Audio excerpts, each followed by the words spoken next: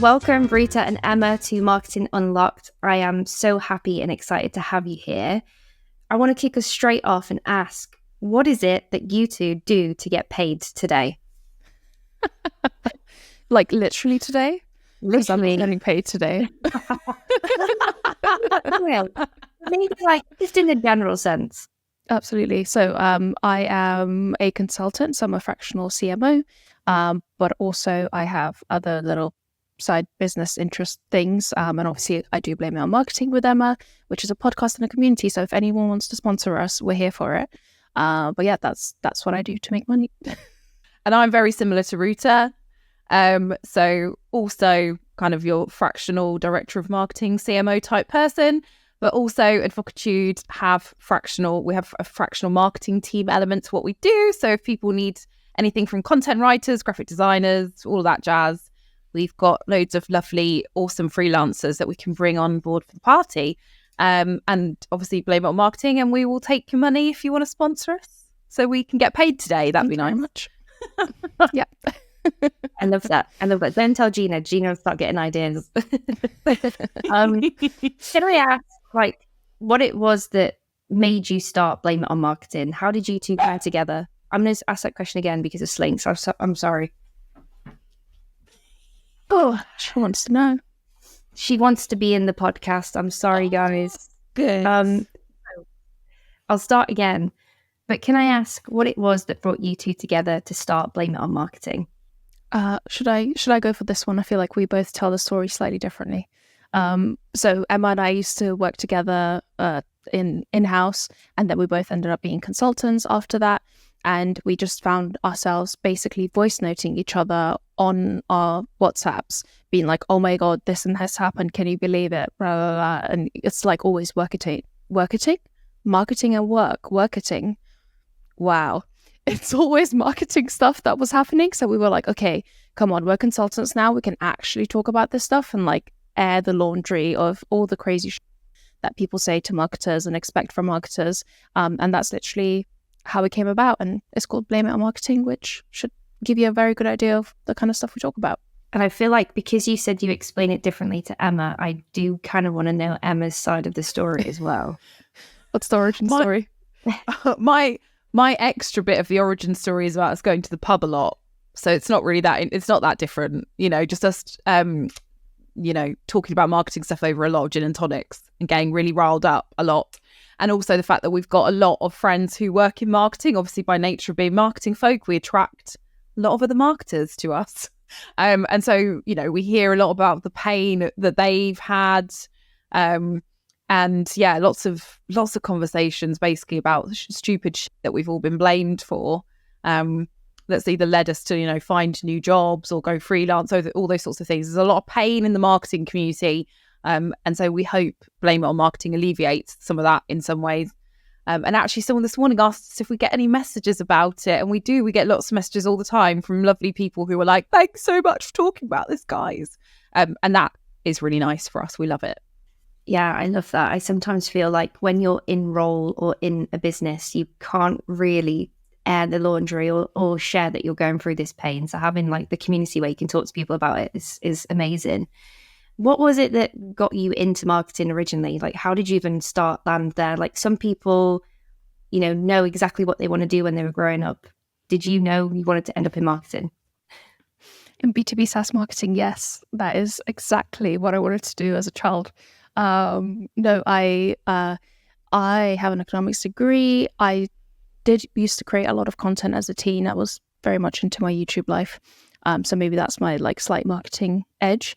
But I ended up working in tech, and then I basically blagged my way into a marketing job from sales to marketing, because marketing's more fun. Let's be real. Yeah, I love that. What about you, Emma? Neither of us were, as Ruta's already said, neither of us were like marketers to start with. Haven't studied anything marketing related. I have a degree in English Lit, which has got nothing to do with anything unless you like books. And I used to work in the charity sector, and all of the jobs that I ever did in the charity sector all had elements of marketing involved. I guess I didn't think about it like that at the time. And then the company that Ruta worked for, they had a really awesome job, and I applied for it and got it. Thanks, Ruta. And it's then that I really realised that everything that I'd been doing really up until that point was actually marketing. I just didn't really know or have like the language or the way of like talking about it. So that was a steep learning curve. And then kind of fell in love with it, loved the creative side, loved the data side, all of that jazz. And so it's really nice to, you know, like be able to do that as a consultant, because you get to work with loads of companies and, you know, do all that really cool stuff with them while like wherever they are on their journey. So, you know, it's not, I know lots of people are like, oh, you know, the creative side is the best bit, but actually Ruta and I love the data-y bit. So helping people understand their marketing data is really cool. Yeah, well, if you could come and help me understand my marketing data, I'd be very much appreciated. That's a separate episode. Yeah, thank you. I suck at the data side. It's just like creativity and brand is probably like my strength, but data is like, I get it, but I cannot for the life of me spend hours looking at it without just feeling sick. And just going back to what you were saying before about your friends being marketers and knowing people and attracting people who are marketers, I had this conversation with my boss, who's the CEO of MEDDICC.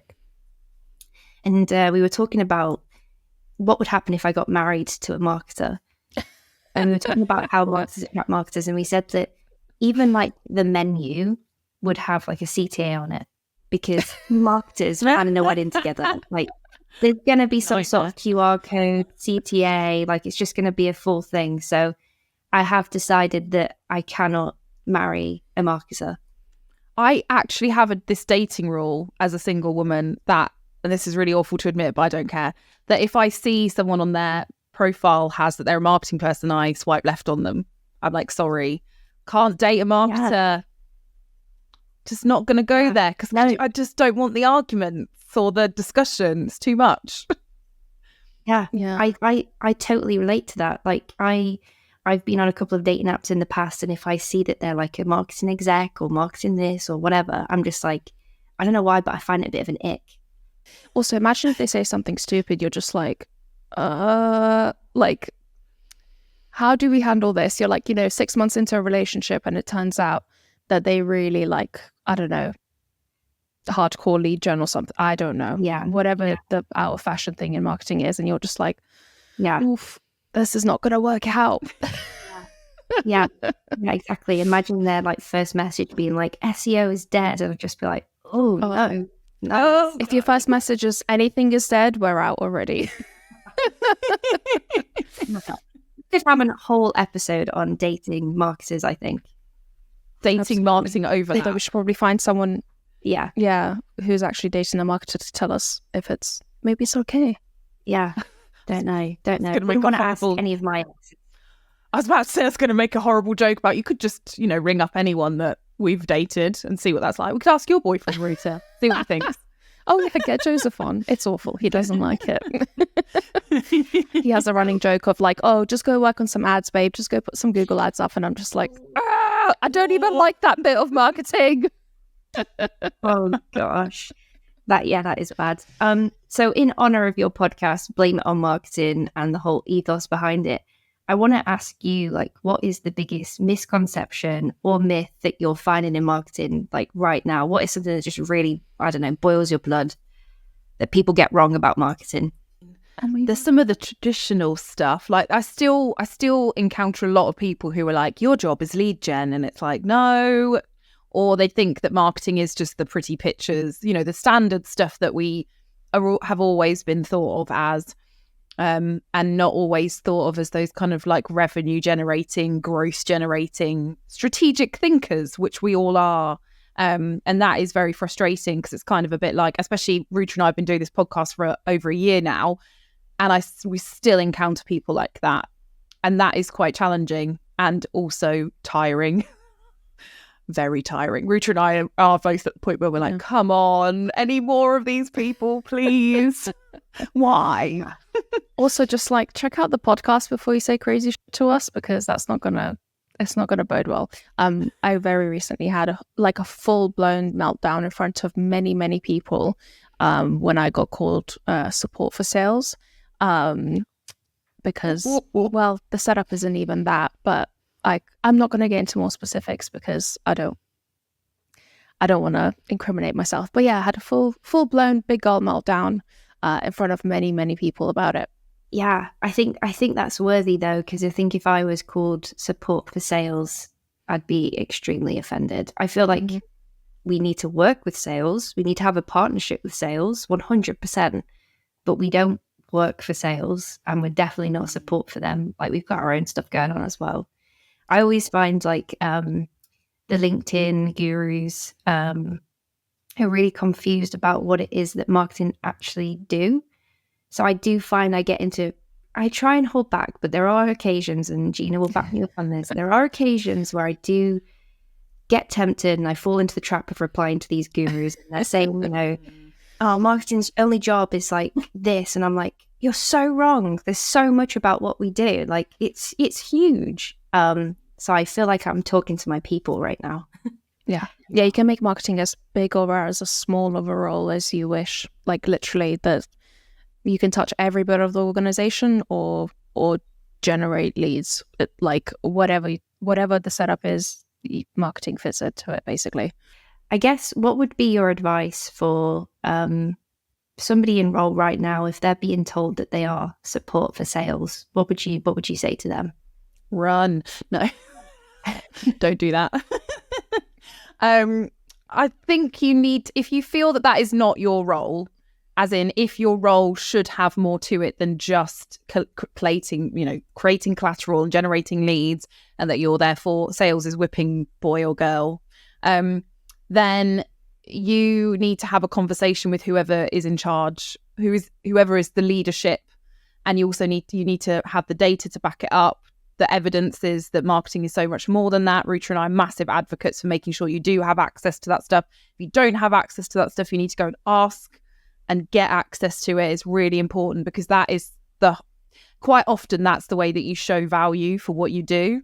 But yeah, you should be able to have an honest conversation with someone, and there are ways to do that are not, like, don't have to be really confrontational. But I think it is important that you sit down with whoever it is that's in charge of sales and marketing, or whatever, and air your concerns and your thoughts about why you should kind of come out from underneath that structure.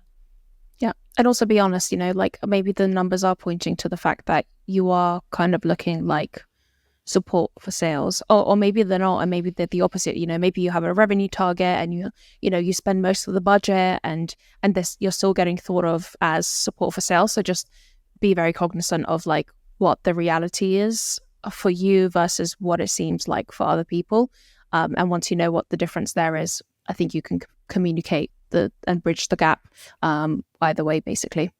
Yeah, I love that. And what would you say is, like, I'm sorry, I'm going so off piste here, but like, what would you say is the best way to forge that relationship with sales?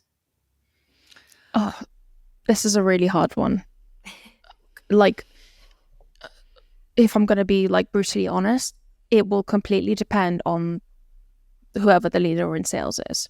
If they don't want to hear it and they don't care, and you are sales support to them and, coloring pencils, whatever it is, if that's their perception, it's going to be nigh on impossible for you to go against that. Probably the one way to get around it is by somebody even more senior, so probably the CEO being like, no, this is how it is, you're on equal footing, whatever that is, right? So yeah, it's really hard, but good comms, work on projects together, try to really be partners in crime. I think that's the best way to do it, but again, really highly depends on who you've got on the other side, and how difficult they might be, or how badly they think of marketing. And I guess it goes the other way around as well. I'm sure there's marketers out there that are not fun to work with for sales as well. Yeah, I agree. I don't fall into that category. We're lovely to our sales colleagues, aren't we, everyone? Yeah, Ruta's right, and it's not to say that it's a lost cause if you've got someone who really isn't prepared to listen to you, but you will have to work so much harder. I do think there will come a point where you will have to have a frank conversation if that person's mindset isn't, if they're not prepared to alter their mindset and think differently, where you will have to say, what am I going to have to say and do to get you to think about marketing differently, and ask the question, but maybe do that in a constructive way with a more senior member of the team involved. So I think it's not that you should always have a CEO. You have to play, mediator in toxic marketing sales relationships, but actually that can be quite helpful because you are on the same side, you are on the same team. You should really have the same objective. You do have the same objectives, but you should have aligned objectives and goals together. And the CEO really is the person at the center of all that who can make that happen. And any good CEO should want the two functions to work together. So yeah, if you're really struggling, I think as Ruta says, you should get them to play mediator and have that honest conversation. With the information that you get within your roles and with the people that you speak to on your podcast, it must be, I don't know, quite apparent to you guys what it is that companies can do to stay ahead of their competition, or what is it they should be doubling down on this year? Am I tricky? I find that tricky because I have a bit of an aversion to the chasing the tail of your competitors thing, especially because a lot of the companies that Ruta and I work with are B2B SaaS, and everyone's market is highly saturated. And you're potentially up against people who've got loads of VC money and all of those sorts of things that really do kind of make it difficult for you to do that. And I also have an aversion to worrying too much about trends, because if you also haven't got the basics right, don't waste your time on what's new and sexy, because you just need to actually get stuff to work, which is not what most people want to hear.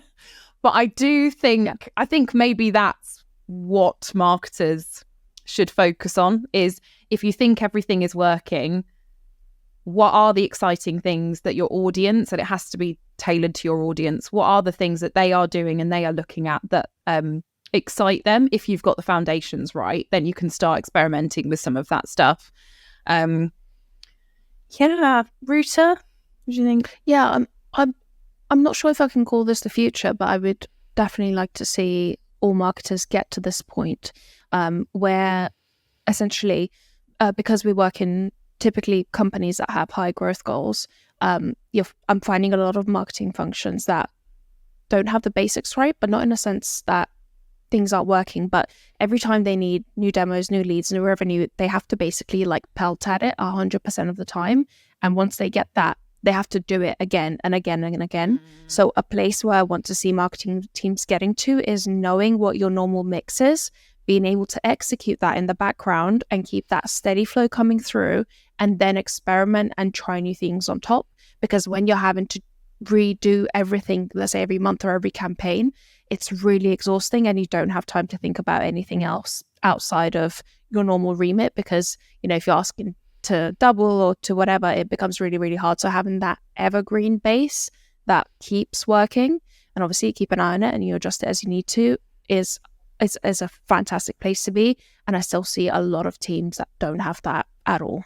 It's really interesting what you said there about going back to basics. I often find in my role that we're under so much pressure to deliver, and sometimes it can be this panic station around, we need to deliver more leads, we need to get more traction, we need to, get more people to the website. And sometimes you can fall into this trap of panicking and just seeing what sticks. What would you recommend to someone who is in that environment where it's just we need this, we need this, we need this?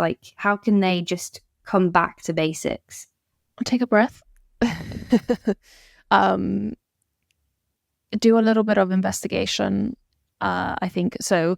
Give yourself the space to be able to dig into what's working and what is consistently working. So maybe that looks like a few hours, of your day spent on investigating stuff, and then create a plan that helps to kind of really highlight that and make it the best it can be, and then execute that, and then move on to the other stuff. And it can be hard because obviously you need to get buy-in for it. If you're spending a quarter doing those things, that's going to be hard, but it doesn't have to be super long and arduous. It's just, I think if you demonstrate that this will actually mean that you're going to have a more predictable pipeline and revenue, and actually be able to then produce more as a result of doing this foundational work, it's going to be a no-brainer for everyone.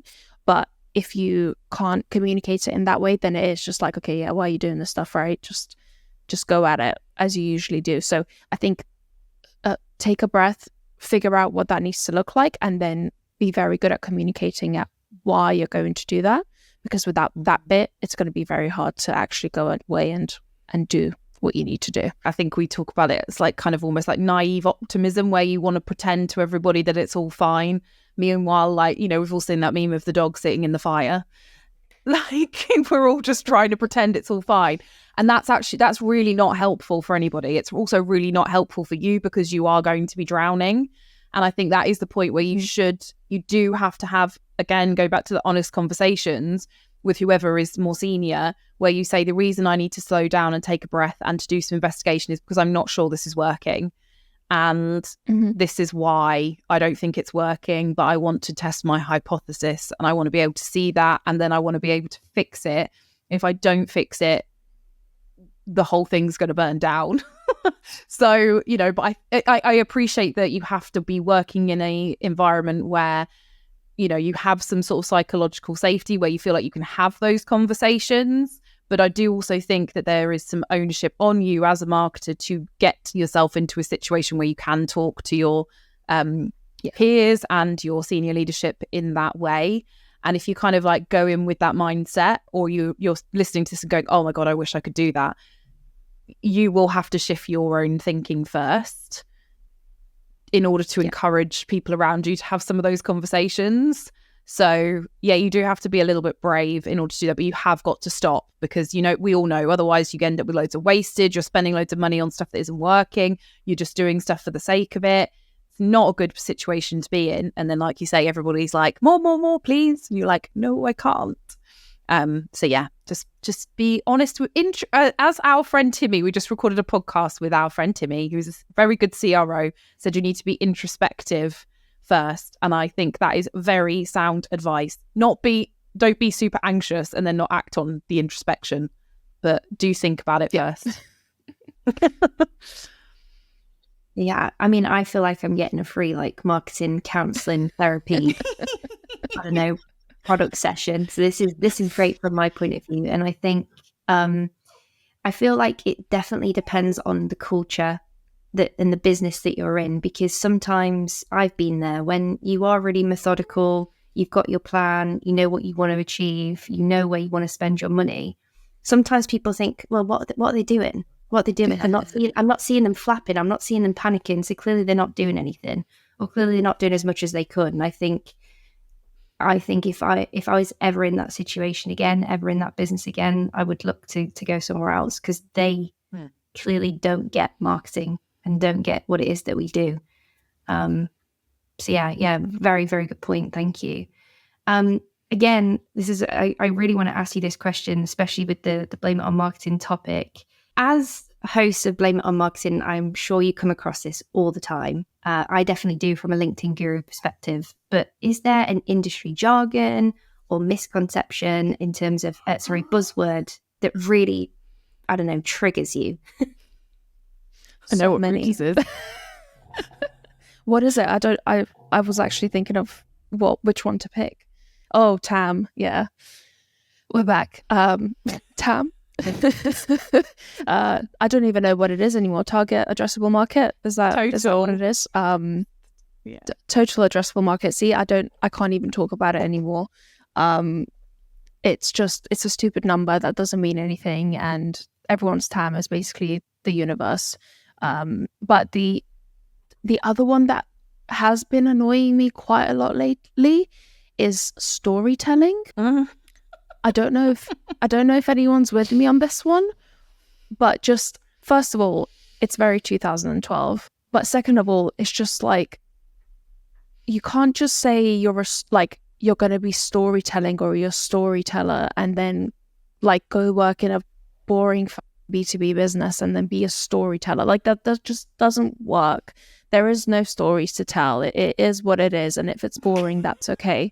And it annoys me. Clearly, you can see it annoys me. And maybe you can. I don't know. Maybe you can. It's just I've never met people like that actually do then tell great stories about the business. Like it doesn't happen. It doesn't line up for me. I'm sorry. I'm going to stop now. I was just going to say I absolutely love that, because it comes up to me like, what are you saying? What story are you actually telling about this business? Are you telling the journey? you telling the career history, how it started? Like, I don't understand the whole thing around storytelling in business. I don't get it. It's got a place, but I don't know that I don't think it's in B2B. I think it's also because, like you say, Ruta, sometimes those stories feel like they are too far away from what we're actually selling and what we're doing and what our customers care about. I think that's the thing that bothers me the most, is that everyone, whether you're marketing or not, should really care about what it is you sell and how it actually impacts your customers. And when you start talking about stuff that's not that, as a marketer, I'm like, what are you doing? One of the things that I always hate is when people put these like really strange kind of like, I always think they're a bit ethereal statements on LinkedIn, like marketing is psychology. Yeah, great. How does that help me? Like, that annoys the shit out of me. I'm like, so what? Yeah, okay, great. You've told us we know, but also that's not helpful. So I think I always like to see where people are either doing the kind of like building in public, where they're talking about their actual numbers and how they've actually done stuff and the reality of the situation. And sometimes that gets a bit personal, but that is okay. But yeah, I'm not interested in the marketing is psychology, or like, also the other one that does drive me a bit crazy at the moment is talk to your customers. It's like, come on, is that not obvious? Like, why? How are you marketing anything if you're not talking to your customers? I don't get it. It's also always a screenshot of that being typed out on Twitter and then made into a LinkedIn post. That drives me mad. Come on, guys. And you know what's even do you know the thing with that drives me even crazier is that you have screenshotted your tweet and then you have LinkedIn. The LinkedIn text is the same as the tweet. Like, and then they've got thousands of likes, and I'm like, not even adding to it. Just, yeah, you're just ruining LinkedIn. Well, that was an incredible question, Jessica. Thank you. You clearly got us wrapped up. What's yours? What really annoys you when you see or hear from marketing jargon? There's so much. There's so much. I feel like I could go on a full day rant about LinkedIn, just in general. But I have this major beef with marketers who, you know, like they say, like, are you using ChatGPT yet? Are you using AI to like help you in your business? And then they're like, top 10 prompts that I use, and then just like the most obvious prompts, and then they start to sell courses on prompts, and then the influencer to course pipeline. I cannot stand this influencer to course thing, and I see it all the time. I see people that have got, you know, like 2,000 followers on LinkedIn, and I'm not going to turn up my nose at 2,000 followers on LinkedIn, but also I am gonna turn my nose up at your career history, and now you're selling this course about how I'm going to be like a 7-figure millionaire in marketing, and I just find it so annoying that people can just give out such terrible advice and charge for it. And that's why the courses on blameItonmarketing.com are free. Thanks, bye.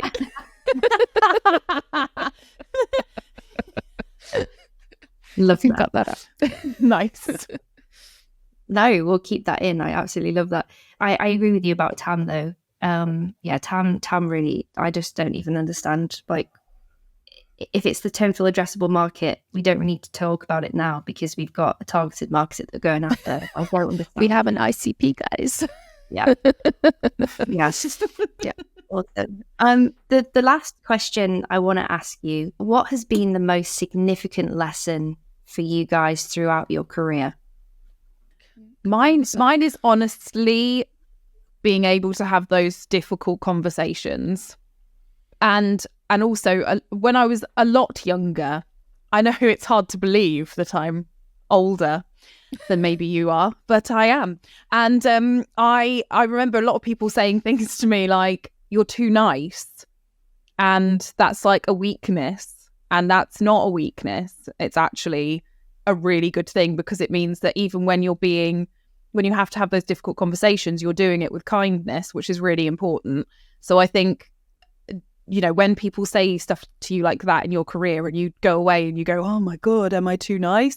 Is it because I'm a woman?" All of those sorts of things, which, not to downplay that, because that's very important, but they are also like superpowers. They're not weaknesses. So as you know, when someone frames it to you like that, it's really important. And I, like I say, that is been why I think I can now handle those conversations, because I have framed them differently in my head. Like I can have hard conversations because I am not an asshole at the same time that I have them. So yeah, I think that's a deep one. It's not about marketing. It's a really hard question. I'm literally trying to like snapshot every single thing that's happened in my career, like good and bad, and evaluate them. Sometimes there are just people that are and you will come across them and there's nothing wrong with you. It's the other person. And I know that a lot of the times, especially marketers, we tend to be more in the people-pleasing portion of the world, and we internalize that stuff. So it feels like it's us, and it feels like we're not good enough and all of that stuff. But a lot of the time, it is just somebody making you feel that way. So if it feels like that, be very cognizant of it and make the changes you need to make to get yourself out. Because if you continue down that road, you will trash your mental health and you will trash your confidence in your skills and career. And that will have much, much worse outcomes than suffering right now with a bit of pain and maybe getting out or changing things or conflict, like Emma said. But if, people exist and don't take that onto yourself as if it's you. And it's a hard balance, right? Because on the other hand, you could be like, oh, I'm perfect. Like, I never do anything wrong. Like, you know, everyone else is horrible. I think be reasonable about it, but don't let people get you down. Yeah, two like really incredible points there. I think I've definitely heard the too nice thing before. And I just think if I look back at my career, that I've never done that. And I don't think I'd ever want to do that because it's not who I am as a person. I think if you have to do that to get further, or if you want to be that type of person, then it's I don't know. I just don't know how you'd be able to sleep at night personally. And I think it ties in the points that you were both saying, that there's shit people out there, and also you don't have to be a shit person to get far. Absolutely. So yeah, I love that. But thank you so much for joining Marketing Unlocked. It's been a pleasure to have you both here. If people do want to connect with you, chat with you, find out more about you, where should they go? Go to blameitonmarketing.com, which is a very good Mighty Networks community that we've set up. I'm going to give them a little nudge because their platform is so awesome. And yeah, we're on there all the time. So yeah, drop us a line on there, or you can find us on LinkedIn, but join our community, because then if you want to slag off your boss, you can do it in secret with us. Yeah. No, thank you very much for coming on. Thank you for having us.